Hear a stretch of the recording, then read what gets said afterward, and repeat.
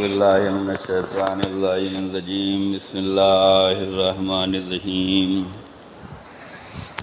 الحمدللہ کما هو الہ الاول والآخر والظاہر والباطن وهو العلی العظیم والصلاة والسلام علی اشرف الانبیاء والمرسلین حبیب الہ العالمین بالقاسم محمد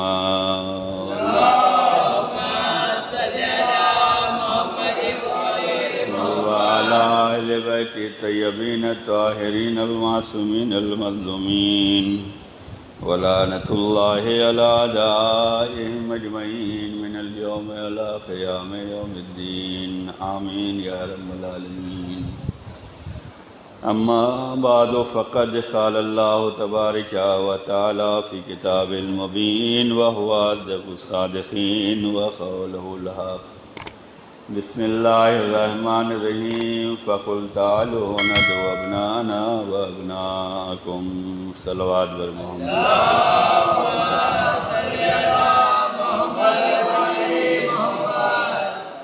آج کی شب کی جو ہے وہ 3 مناسبتیں ہیں اور انشاءاللہ ان 3 مناسبتوں پر کچھ آپ کی خدمت میں پیش کروں گا۔ ایک مناسبت عید مباہلہ ہے، دوسری مناسبت نزول آیت تطہیر ہے، اور تیسری مناسبت یہ ہے کہ آج ہی کے دن مولا علی علیہ السلام نے حالت رکوع میں جو زکوٰۃ دی تھی انگوٹھی، آئے ولایت نازل ہوئی تھی۔ یہ 3 مناسبتیں ہیں اور تینوں خوشی کا موقع ہے اور خوشی منانے کا موقع ہے۔ ظاہر سی بات ہے یہ عیدیں وہ ہیں جس میں فقط اور فقط اہل بیت اطہار علیہ السلام کے چاہنے والے خوشیاں مناتے ہیں، جبکہ ہر ایک کو منانا چاہیے جو رسول کا چاہنے والا ہو، جو جناب زہرا کا چاہنے والا ہو، جو مولا علی کا چاہنے والا ہو، جو امام حسن کا چاہنے والا ہو، جو امام حسین کا۔ کیوں؟ اس لیے کہ عید مباہلہ میں یہ 5 لوگ گئے تھے، تو ان 5 میں جو ہے رسول اللہ بھی ہیں، مولا علی بھی ہیں، جناب زہرا بھی ہیں، مولا حسن بھی ہیں، مولا حسین بھی ہیں۔ تو یہ رسول اللہ کی ذات گرامی وہ ہے جس پہ سبھی دعوے دار ہیں کہ ہم محبت کرتے ہیں، اور مولا علی کے بارے میں بھی لوگ کہتے ہیں کہ آپ اگرچہ پہلا مانتے ہیں لیکن چوتھا تو ہم بھی مانتے ہیں۔ تو مولا کے بارے میں بھی یہ ہے کہ ماننے کا دعویٰ سب کر رہے ہیں، اور یہ عید مباہلہ ہو یا آیت تطہیر ہو یا آئے ولایت ہو، یہ تینوں میں مولا علی علیہ السلام شامل ہیں۔ تو یہ موقع وہ ہے کہ جس میں سبھی کو شامل ہونا چاہیے تھا، لیکن اتفاق یہ ہے کہ یہ فقط اور فقط اہل بیت اطہار علیہ السلام کے چاہنے والے مناتے ہیں۔ ظاہر سی بات ہے کچھ لوگوں کے نظریات ہیں، کچھ لوگ اپنی پارٹی کو آگے لانا چاہتے تھے۔ رسول کو اللہ نے یہ موقع دیا کہ وہ آپ اپنے گھر والوں کو لائیں۔ اللہ رسول کے گھر والوں کو کسی اعتبار سے تعارف کرا رہا ہے کہ گھر والوں میں انہیں شمار کیا جائے گا، اور جو رسول کے چاہنے والے ہیں وہ کسی نہ کسی فکر میں لگے ہیں کہ گھر والوں میں ان کو بھی شامل کر دیا جائے۔ تو یہ نظریاتی اختلاف ہیں، یہ تاریخی اختلاف ہیں، اس بنا پر یہ عید سب مل کر نہیں منا پاتے، جبکہ سب کو مل کر منانا چاہیے اور جشن منانا چاہیے اور مبارکبادی دینا چاہیے، لیکن چونکہ جس کے مقصد ناکام ہو جاتے ہیں وہ اپنے خوشیوں کو بھی رائگاں کر دیتے ہیں۔ کیوں؟ وہ اہل بیت میں سب کو لانا چاہتے ہیں، اور اہل بیت میں کا جو تعارف ہوا ہے وہ دوسرے اعتبار سے ہوا ہے۔ وہ آئے ولایت کے چکر میں کہ اتنی فضیلت کی بات ہے کہ حالت رکوع میں مولا علی نے جو ہے زکوٰۃ دی ہے، انگوٹھی خیرات دی ہے، تو آئے ولایت آ گئی کہ تمہارا ولی اللہ ہے اور رسول ہے، اور وہ جو حالت رکوع میں زکوٰۃ دیتا ہے، تو لوگوں نے خوب ٹرائی کیا کہ ہمارا بھی کوئی ایسا ہو جو حالت رکوع میں جو ہے انگوٹھی دے، صدقہ دے، خیرات دے، تاکہ اس کے لیے بھی آیت آئے۔ لوگوں نے خوب ٹرائی کیا لیکن کسی کے بارے میں آیت نہیں آئی۔ تو لوگ یہ چاہتے تھے کہ ہمارا کوئی ایسا ہو جس کے بارے میں آیت آئے، جس کے بارے میں فضیلت آئے، اسے ہم بڑھائیں، چڑھائیں، مانیں۔ لیکن یہ اللہ کا انتظام ہے کہ یہ دین تمہارا بنایا ہوا نہیں چلے گا۔ تمہارا حق اتنا ہے کہ تمہیں ماننا ہوگا، تمہارا حق اتنا ہے کہ تمہیں ان سے مسئلہ معلوم کرنا پڑے گا، تمہارا حق اتنا ہے کہ تمہیں قبول کرنا ہوگا۔ یہ حق تمہیں نہیں دیں گے کہ دین میں چاہے جس کو شامل کرتے جاؤ، یہ حق ہمیں ہے۔ یہ حق رسول کو بھی نہیں دیا ہے، علی کو بھی نہیں دیا ہے، فاطمہ کو بھی نہیں دیا، حسن کو بھی نہیں دیا، مولا حسین کو بھی نہیں دیا۔ دین میں کون آئے گا؟ یہ کلمہ پڑھ کے آ سکتے ہو، لیکن ہم کسے بنوائیں گے، ہم کسے پہچنوائیں گے، ہم کسے اختیار دیں گے، ہم کسے عہدہ دیں گے، ہم کسی کے لیے آیت تطہیر بھیجیں گے، ہم کس کی شان میں آیت بھیجیں گے، یہ کمال ہمارا ہے، یہ اختیار ہمارا ہے۔ یہی وجہ ہے کہ انہوں نے اہل بیت میں ازواج کو شامل کرنا چاہا، لیکن اللہ نے اسے قبول نہیں کیا۔ کہا اہل بیت میں کون ہے؟ کہا ہم فاطمہ و ابوہا و بالہا و بنوہا۔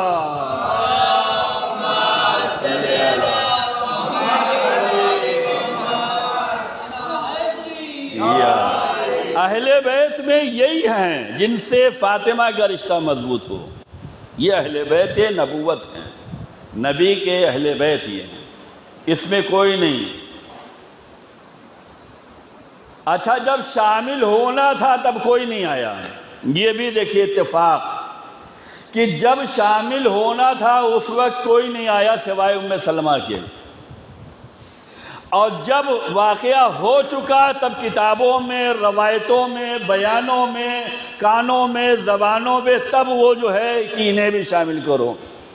ورنہ جب یہ آیت تطہیر نازل ہوئی ہے جو ہم سب حدیث قصہ پڑھتے ہیں، یہ پورا واقعہ حدیث قصہ، یہ 9 ہجری کا ہے، 9-10 ہجری کا، رسول کی رحلت سے بہت قریب کا واقعہ ہے۔ جب یہ واقعہ پیش آیا تو جناب ام سلمہ آئیں، کیا ہمیں بھی اجازت؟ رسول نے کہا تم خیر پر ہو لیکن اندر نہیں آ سکتے، فقط و فقط ام سلمہ، کہ انہوں نے کہا کہ ہم آ سکتے ہیں، کہا تم خیر پر ہو لیکن اس چادر کے اندر نہیں آ سکتی۔ ان کو کبھی شامل نہیں کیا جاتا۔ یہیں سے نظریاتی اختلاف دیکھ لیں اور لعنت کے مستحقین کو دیکھ لیں کہ لوگ یہ چاہتے ہیں کہ ہمارا چاہنے والا جسے ہم چاہ رہے ہیں، جسے ہم مان رہے ہیں، اسے شامل کر لیا جائے، اور جو شامل ہونے کے لیے آئے تھے انہیں نہیں بیان کرتے۔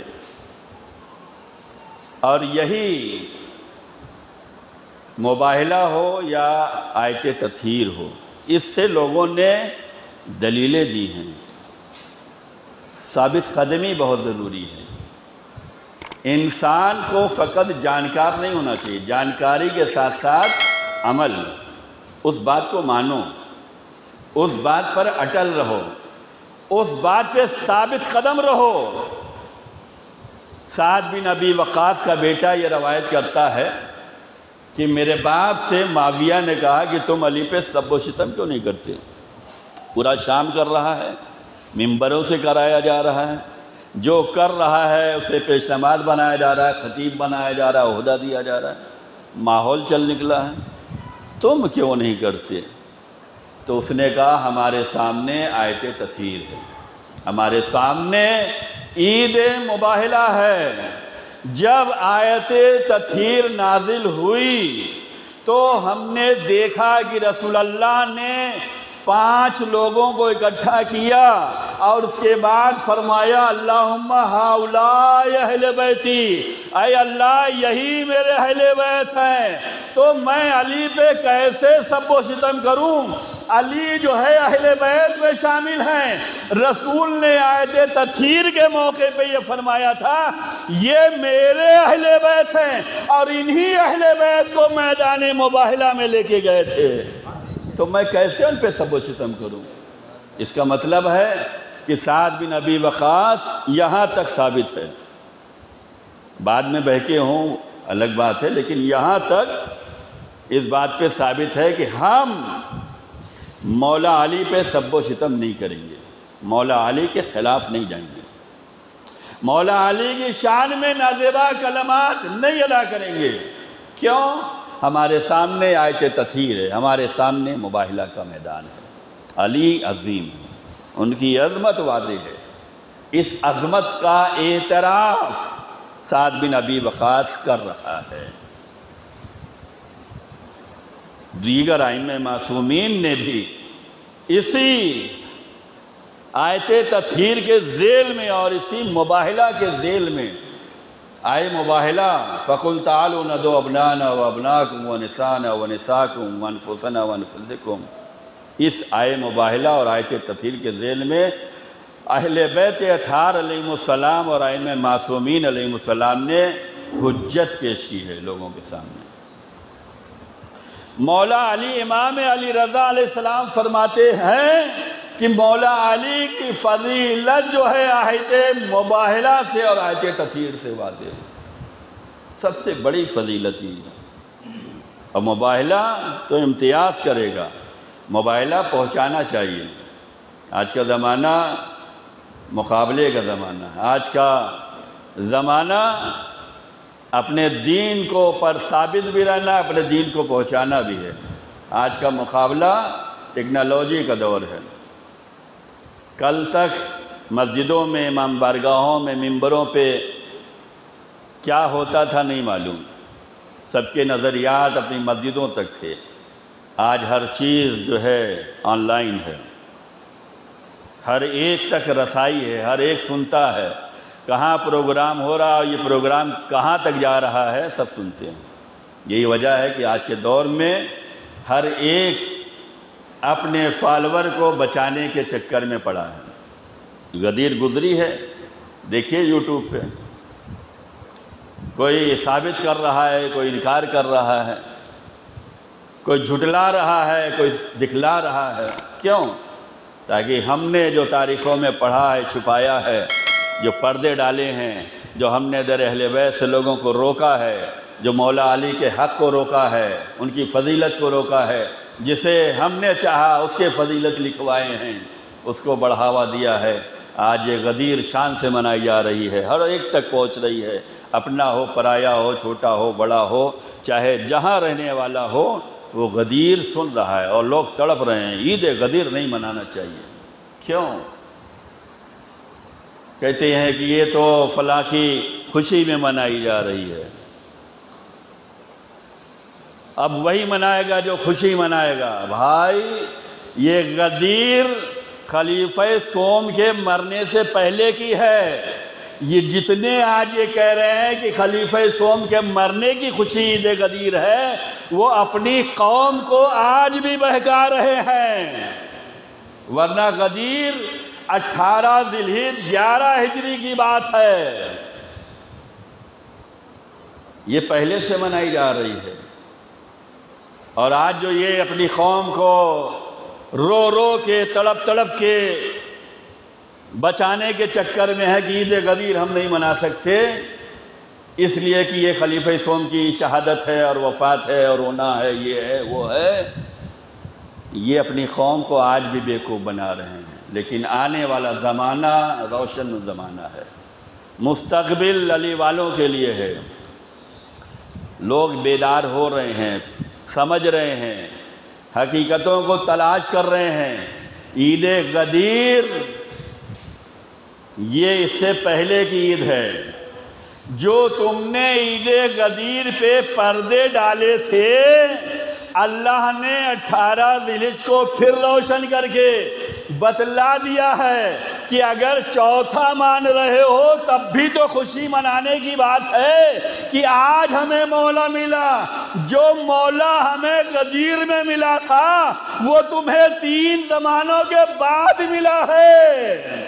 پہلے مان لیے ہوتے تو قوم اتنی گمراہ نہ ہوتی۔ ہمیں ہر پروگرام کرنے کی ضرورت ہے، شان سے کرنے کی ضرورت ہے۔ یہ عید مباہلہ اس لیے نہیں کرتے کہ ان کا کوئی بھی بنایا ہوا اس میں ہے ہی نہیں۔ اس میں جسے لوگوں نے سچا بنایا وہ یہاں آئے ہی نہیں، انہیں بلایا ہی نہیں گیا۔ جسے تم صدیق کہہ رہے ہو وہ اس صدیق کے دائرے میں نہیں آتا۔ آج یہ سچوں کی لڑائی ہے۔ کیوں ہوا مباہلہ؟ مباہلہ اس لیے ہوا کہ نصارہ نجران یمن سے آئے ہوئے ہیں، جب اسلام پھیلا اور تعلیمات اسلام ہر جگہ پہنچی، انہیں دعوت دی گئی تو یہ اپنی قوم و قبیلہ کو بچانے کے لیے پریشان ہوئے اور مدینے آئے، رسول اللہ کی بارگاہ میں پہنچے اور بڑی شان سے آئے، بڑا قیمتی لباس، شان و شوکت، جواہرات سے لدے ہوئے، اور رسول اللہ نے خط بھیجا تھا، خط کے جواب میں آئے تھے۔ اور جب آئے تو رسول اللہ نے انہیں دیکھا ہی نہیں، آج کی زبان میں کہا جائے بھاؤ ہی نہیں دیا۔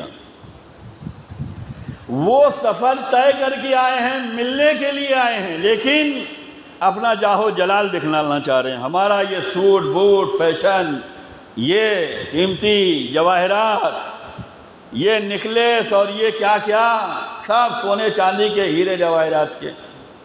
رسول سے ملنے آئے، رسول اللہ نے توجہ ہی نہیں دی۔ اب یہ پریشان ہوئے آپس میں ایک دوسرے سے، بھائی ہوا کیا؟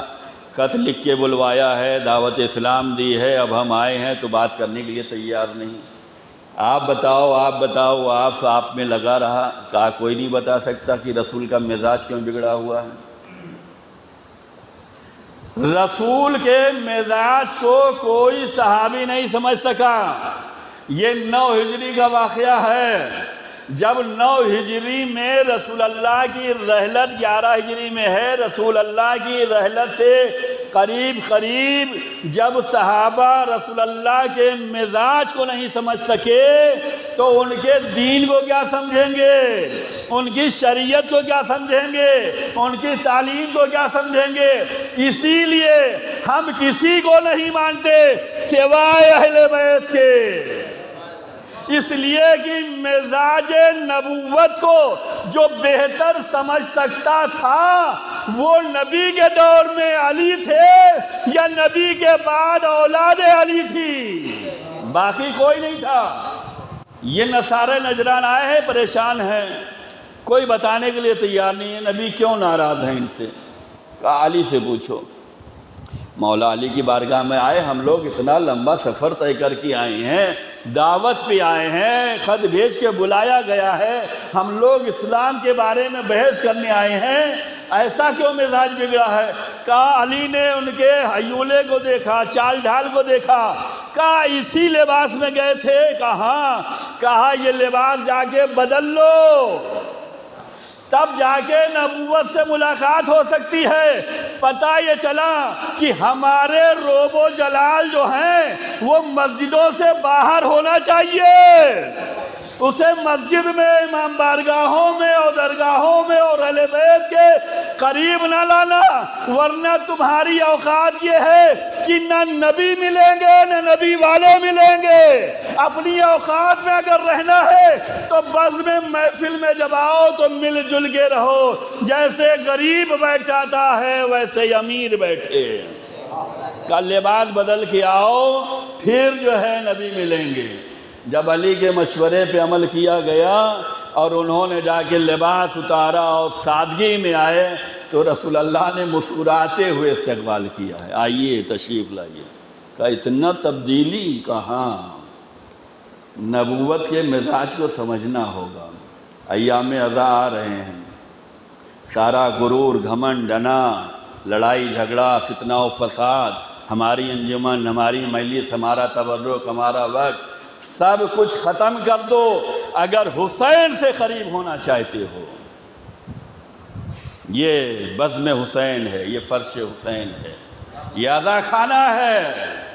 سب کچھ مٹا کے آؤ گے تو حسین گلے لگائیں گے، ورنہ تم کھڑے رہنا، سب ہو جائے گا، کچھ ملنے والا نہیں ہے۔ لبیک یا حسین، لبیک یا حسین یا علی۔ تو مولا علی نے نصارہ نجران کو بتلا دیا کہ اگرچہ رسول اللہ نے تمہیں خط لکھ کے بلوایا ہے، اگرچہ تم دور سے آئے ہو، اگرچہ تمہارا مقصد نبی سے ملنا ہے، اسلام سیکھنا ہے، اسلام کی تعلیم لینا ہے، تمہیں اپنے مزاج کو بدلنا ہوگا، اپنے شکل و صورت کو بدلنا ہوگا، اپنے لباس کو بدلنا ہوگا۔ یہ میرے مولا، یہ آپ کا احسان ہے ہم پر کہ آپ نے ہمیں بتا دیا کہ نبی کی بارگاہ میں کیسے جایا جاتا ہے، کیسے جایا جاتا ہے۔ جب نبی نے ان کا استقبال کیا، سادگی میں آئے، اب بحث شروع ہوئی۔ کہا ہم عیسیٰ کو فرزند خدا جانتے ہیں، اللہ کا بیٹا جانتے ہیں۔ کہا نہیں ہو سکتے۔ کہا بغیر باپ کے ہیں۔ کہا اگر عیسیٰ بغیر باپ کے ہیں تو آدم بغیر ماں باپ کے ہیں۔ بحث ہوتی رہی، کتنے دنوں تک بحث چلی، جب تیار نہیں ہوئے بحث چلتی رہی، ڈیبیٹ ہوتا رہا۔ یہی آئے مباہلہ نازل، فَقُلْ تَعَالُوا نَدْعُوا أَبْنَاءَنَا وَأَبْنَاءَكُمْ۔ ان سے کہہ دو کہ اب مباہلہ کرتے ہیں۔ مباہلہ کا مطلب یہ ہے ایک دوسرے کے مقابل میں آتے ہیں، میدان میں آتے ہیں اور جھوٹوں پہ لعنت کریں گے، جھوٹوں پہ لعنت۔ 9 ہجری میں بہت صحابہ تھے، 9 ہجری میں بہت مسلمان تھے، 9 ہجری میں نبی کے بہت رشتہ دار تھے، 9 ہجری میں بہت سے نمازی، روزے دار، حاجی، پرہیزگار، متقی تھے، قاری قرآن تھے، حافظ قرآن تھے، لیکن 9 ہجری میں رسول اللہ نے دکھلایا کہ آج لعنت کرنا ہے۔ کسی رشتہ دار کو نہیں لے جائیں گے، کسی مسلمان کو نہیں لے جائیں گے، کسی نمازی کو نہیں لے جائیں گے، کسی قاری قرآن کو نہیں لے جائیں گے، کسی رشتہ دار کو، کسی صحابی کو، کسی کو نہیں، فقط و فقط اہل بیت گئے۔ پتہ یہ چلا کہ دین پہ جب بھی وقت پڑتا ہے تو اہل بیت ہی کام آتے ہیں، چاہے مباہلہ ہو، چاہے کربلا ہو، اہل بیت ہی کام آتے ہیں۔ تو جو اہل بیت دین کے کام آتے ہیں، دینداروں کے کام آتے ہیں، تو ہمارا فرض یہ ہے، ہماری ذمہ داری یہ ہے کہ ہم اہل بیت کی محبت کی بنا پر، معرفت کی بنا پر، جذبہ حسینی کی بنا پر اس راہ پہ چلیں جس راہ پہ اہل بیت ہمیں لے جانا چاہتے ہیں۔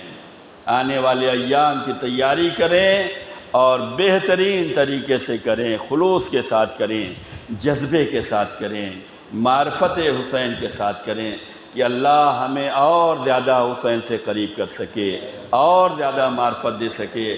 اہل بیت کو ظالموں نے ستایا ہے، مومنوں کو ستانے کی ضرورت نہیں ہے۔ بس خدا کی بارگاہ میں دعا ہے کہ پروردگار اللہ ہمارے اعمال کو قبول کرے، اللہ ہم سب کی حاضری کو قبول کرے، اللہ ہم سب کے گناہوں کو معاف فرمائے، مل جل کر خدمت دین کی توفیق عنایت فرمائے، مل جل کر عزاداری مظلوم کربلا برپا کرنے کی توفیق عنایت فرمائے۔